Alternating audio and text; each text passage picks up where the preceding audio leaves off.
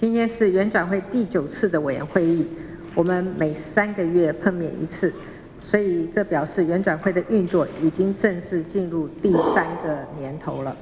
那么这段时间以来，透过各位委员的参与，加上5个主题小组的努力，许多属于原住民观点的历史真相已经开始厘清，也逐渐受到各界的关注。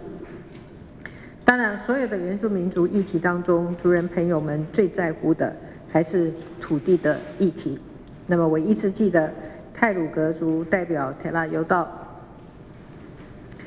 委员分享过一个观念，他说土地是血，山林是家。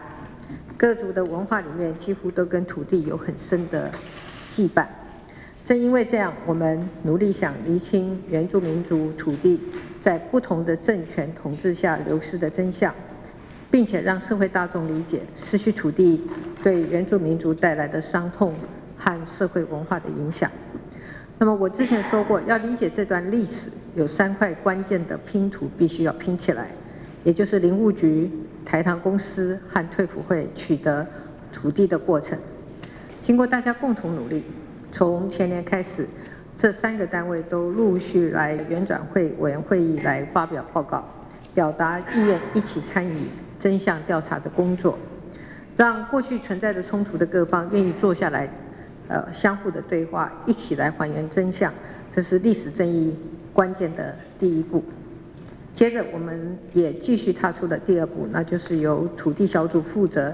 整理资料，进一步把历史的拼图拼起来，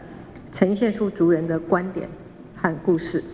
今天土地小组的蔡志伟召集人就要发表阶段性的工作成果，我很欣慰看到这个不容易的进展，也希望稍后大家针对报告的内容尽量的来提供意见。那么厘清历史真相是为了解决当下的问题，然后一起展望未来。那么这一次的会议也有许多委员提出的关于原住民保留地整体法制建议的提案，我们将会在讨论事项里面多听听大家的想法。不过我也要说明，原住民族的土地议题是原转会处理的议题当中最复杂也最具有挑战性的议题。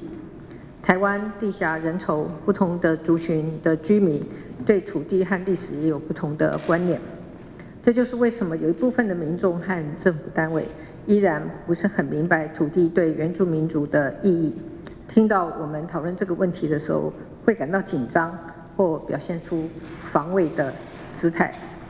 那越复杂的课题，越需要保持耐心，谨慎的处理，才不至于引发更大的误解和冲突。但是我要跟各位委员、各位族人朋友们说，我们有足够的决心要来反省过去的政策的缺失，一步一步的促成真正的和解跟合作。我们会跟族人朋友们一起努力，整理出更多的真相，展开更多的对话，努力让台湾的社会的不同的族群互相认识和理解。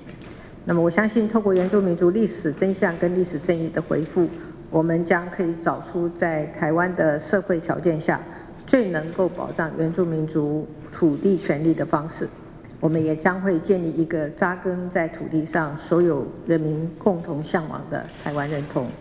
所以我们一起来走这一段路。谢谢大家。